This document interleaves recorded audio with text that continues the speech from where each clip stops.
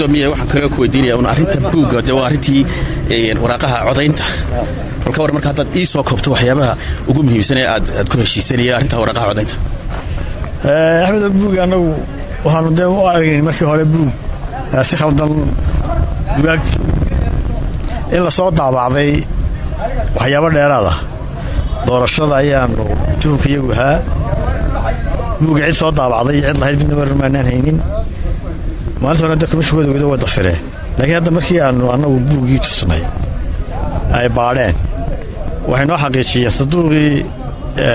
arrintaas ku jirtayna waanu eegnay waanu furray marka nambarka buugga iyo nambarada buugga ku jira way is yeesheen marka waad ka heshiisay Soomaha arrinta waad ka yiri gudoomiyahana waan ku heshiinay arrinta buuggaasi markaas oo sanduuq la furay waa la furay buuggan inuu ka mid ahaa buugaagtaas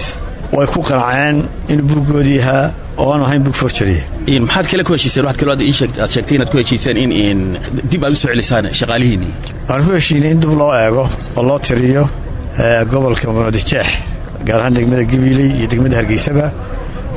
waxaan kala codsannay in dib loo eego dhammaan gobolada Jamhuuriyadda Soomaaliland jawaabtiina ka sugeynay marka imaka waa safgarad baa gaadheen maxaa dadweynaha oranaysaa dadweynuhu weerar bay qabaan Cabdiraxmaan dadweynaha waxaan leenahay hawshii qaarna waa la bilaabaya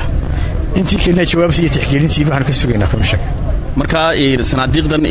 Muqdisho iyo Saaxil aad ka cabanaysay Gabiley u badnaa iyo Berbera iyo madib baa la idinku furayaa mise waxba ku heshiisan in la hubiyo gobolka Muqdisho waxaan isla garanay in maanta la bilaabo kuwa kale waqtiga la bilaabayo